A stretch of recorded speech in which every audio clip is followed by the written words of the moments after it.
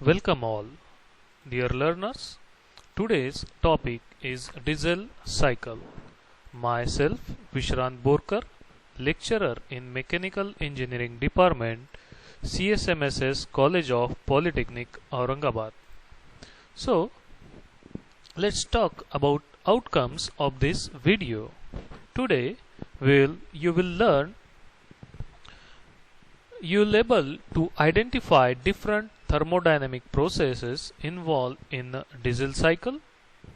You will able to explain working of diesel cycle, able to explain isentropic, constant volume and constant pressure processes in diesel cycle. Now let's talk about diesel cycle. Diesel cycle is idealized cycle for diesel engine. Heat addition takes place at constant pressure in this cycle, and heat rejection takes place at constant volume.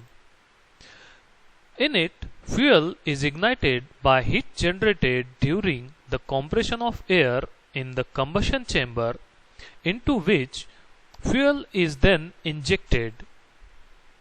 Diesel engines are used in aircraft, automobiles, power generation, diesel electric locomotives, and both surface ships and submarines. Now we'll discuss about processes involved in a diesel cycle. Let's see PV diagram and TS diagram of a diesel cycle.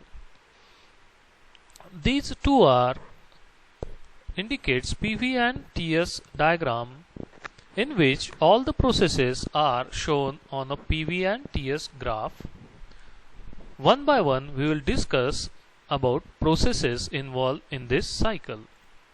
First process 1 to 2, is an isentropic compression of air, in which air is compressed from pressure 1 to 2 and volume decreases from V1 to V2, in which entropy remains constant.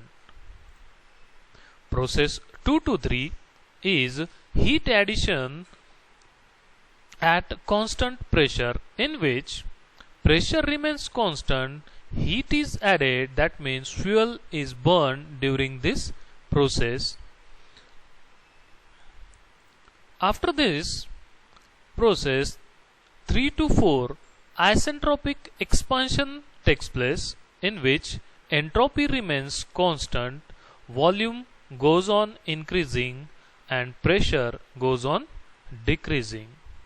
After that 4 to 1, this is a heat rejection process at constant volume, during which volume remains constant, pressure goes on decreasing,